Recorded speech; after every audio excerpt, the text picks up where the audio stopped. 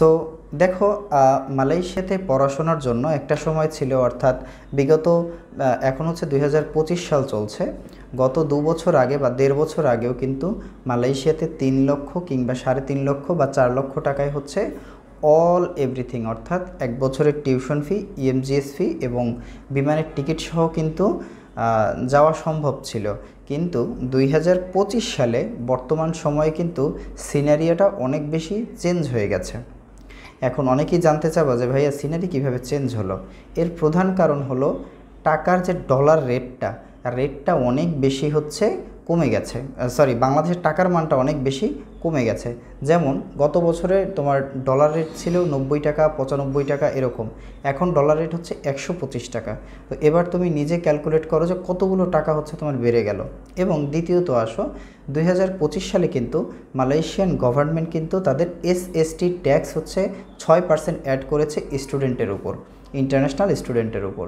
So এই যে বিষয়গুলো সব মিলে কিন্তু, এবং পাশাপাশি আরেকটা বিষয়, ইউনিভার্সিটিগুলোও কিন্তু তাদের ইএমজিএস ফি হচ্ছে বাড়িয়ে দিয়েছে। যেখানে আগে 50-60 হাজার 65 হাজার টাকা ছিল, এখন ম্যাক্সিমাম ইউনিভার্সিটিতেই 90 হাজার, 80 হাজার, 1 লাখ, 1.5 লাখ এরকম হচ্ছে তাদের ইএমজিএস ফি শুধুমাত্র।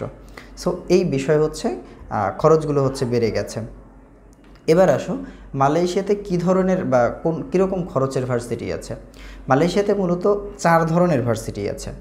সর্বপ্রথমে আসো, টপ ক্লাস যেসব ইউনিভার্সিটি, যেমন ইন্টারন্যাশনাল ইউনিভার্সিটি, মাসা ইউনিভার্সিটি, ঠিক আছে, এই যে বড় বড় ইউনিভার্সিটি সিটি আছে এর ভিতরে, এগুলোর কিন্তু টিউশন ফি অনেক বেশি হাই, এবং এদের কিন্তু ভিসা কিন্তু রিজেক্ট হয় না, কারণ এগুলো স্টুডেন্ট যারা যায় তারা পড়াশোনার জন্যই সেখানে যায়। এদের খরচটা রাফলি ধরা চলে তুমি 5 থেকে 6 লাখ 7 লাখ টাকা টিউশন ফি, অর্থাৎ তোমার সাবজেক্ট ভেদে হচ্ছে এক একজনের টিউশন ফি আসে। এই টাকাটা দিয়ে কিন্তু তুমি হচ্ছে ওই ভার্সিটিগুলোতে যেতে পারবা।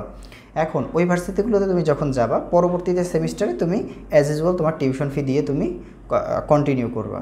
এবং এবার আসলে দ্বিতীয় ক্যাটাগরি, কিছু কিছু ভার্সিটি আছে যারা মোটামুটি 50, 60, 80% পর্যন্ত স্কলারশিপ দিয়ে থাকে।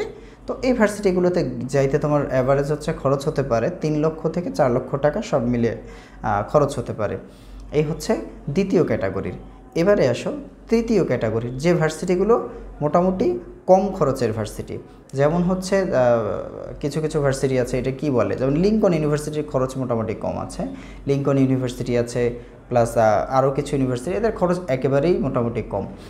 ডিআরবি হাইকোমও আছে এর ভিতরে। তো এসব ভার্সিটিতে মোটামুটি ভিসা হচ্ছে, ভিসা নিয়ে কোনো প্রবলেম নাই, এদের খরচ কম, মোটামুটি 5 লাখ, 5.5 লাখে, 5 লাখের ভিতরে তোমার অল এভরিথিং হয়ে যাবে। টিকিটটা এখন আসলে, একটা সময় টিকিট ছিল 25,000 টাকা, 20,000 টাকা, 22,000 টাকা, এখন টিকিট হচ্ছে 58,000 টাকা, 60,000 টাকা জাস্ট ওয়ান ওয়ে টিকিট।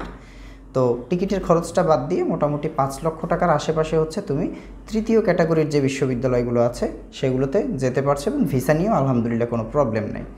এবার আসো চতুর্থ শ্রেণীর যে ভার্সিটিগুলো, এগুলো হচ্ছে শুধুমাত্র ভিসা ভার্সিটি। এরা হচ্ছে শুধুমাত্র ভিসা দেয়, হ্যাঁ, এদের পড়াশোনা আসলে তেমন কোনো নেই। সব মিলে তোমার দেখা যায় 5 লাখ টাকার মধ্যে হয়ে যায়, 4.5 লাখ 5 লাখ টাকার ভিতরে অল এভরিথিং হয়ে যায়।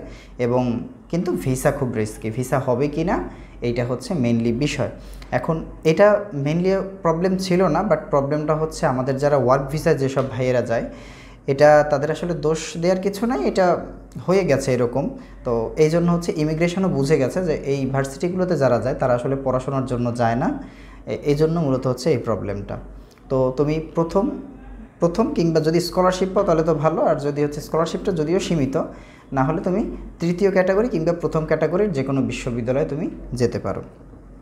এবার আসো, মালয়েশিয়াতে পড়াশোনা করার মেইনলি তোমার উদ্দেশ্যটা কী? উদ্দেশ্য হচ্ছে তুমি চাইলে কিন্তু মালয়েশিয়াতে কম খরচে ওয়ার্ল্ড ক্লাস কিছু বিশ্ববিদ্যালয় আছে যেগুলোর র্যাঙ্কিং 1000, 2000, 3000-এর ভিতরে, এই বিশ্ববিদ্যালয়গুলোতে তুমি পড়াশোনা করতে পারো এবং পরবর্তীতে তুমি অন্য দেশে শিফট হতে পারো, এটা একটা সম্ভব। আবার আরেকটা বিষয় হচ্ছে তুমি চাইলে কিন্তু তুমি তোমার পাথওয়ে প্রোগ্রাম ধরেও তুমি যেতে পারো। তো এই ছিল হচ্ছে আজকের ভিডিওটা, খরচের বিষয়টা তোমাদের জানালাম। যদি হচ্ছে ভিডিওটা ভালো লাগে সাবস্ক্রাইব করবে, আর চাইলে আমাদের ফেসবুক পেজটাও হচ্ছে ফলো দিয়ে রাখতে পারো। আল্লাহ হাফেজ।